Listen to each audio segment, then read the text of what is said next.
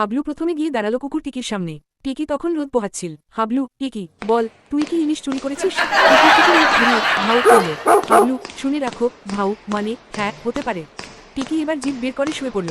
হাবলু, দেখো দেখো, অপরাধীর চেহারা পাল্টাচ্ছে, খুবই সন্দেহজনক। গ্রামের লোকেরা পাশ দিয়ে যেতে যেতে হাসতে লাগল। ঝন্টু পাড়ার সবচেয়ে বড় খাদক। হাবলু সোজা তার বাড়িতে ঢুকে বলল, হাবলু, ঝন্টু, তুমি না আবার মাছের লোভে যাই করো? ঝন্টু গামছা দিয়ে মুখ মুছতে মুছতে বলল, ঝন্টু, আমি তো আজ ডিম ভাত খেয়েছি। হাবলু, ডিম ভাত? খুবই সন্দেহজনক।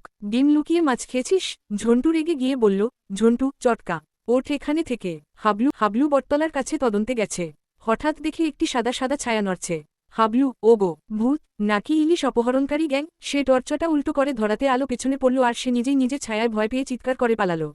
হাবলু, আহাহা, ভূত আমাকে ধরছে। পেছনে থেকে বৃদ্ধ, ওই যে বোকা ছেলে, ওটা তোর নিজের ছায়া। হাবলু এবার গাছের ডালে উঠে গ্রাম দেখছিল। সে মুখে গম্ভীর সুরে বলছিল, হাবলু, সবাই আমার কাছে সন্দেহভাজন, এমনকি আমিও। হঠাৎ ডাল ভেঙে পড়ল, ধপ। হাবলু, উফ, এই পতনটা ট্রেনিং ড্রপ ছিল। পাশের কিছু বাচ্চা বলল, হাবলু দা, তুমি সেরা কমেডি গোয়েন্দা। হাবলু গম্ভীর হয়ে বলল, আমি কমেডি নই, আমি গোপন এজেন্ট। ঠিক তখনই হাবলু দেখল এক গাছের ডালে বানর বসে আছে, আর তার সামনে আছে হাড় পর্যন্ত খাওয়া ইলিশ মাছের কাঁটা। হাবলু, এই যে তুমি, তোমার কথাই সন্দেহ হচ্ছিল, তুমি চোর। বানর মুখ বাঁকিয়ে বলল, কি? বানরের আওয়াজ। হাবলু চেঁচিয়ে উঠল, স্বীকার করো, এটাই আমাদের বাড়ির ইলিশ। বানর এবার কাটা ফেলে গাছে লাফ দিল। হাবলুও লাফ দিল। যে তাকে দেখল হাসতে হাসতে বলল, গোয়েন্দা হাবলু। হাবলুর মাথায় বুদ্ধি এল। সে বাজার থেকে একটা কলা ছড়ি নিয়ে এল। হাবলু, আজ কৌশল বদল। কলা না দেখলে বানর নামে না। সে কলা ডালায় সাজিয়ে রাখতেই বানর নেমে এল। কিন্তু সমস্যা হলো, বানরের পেছনেই আরও 5টা বানর। হাবলু অবাক হয়ে বলল, এতজন? পুরো গ্যাং। 6টা বানর মিলে কলা ছিনিয়ে নিল।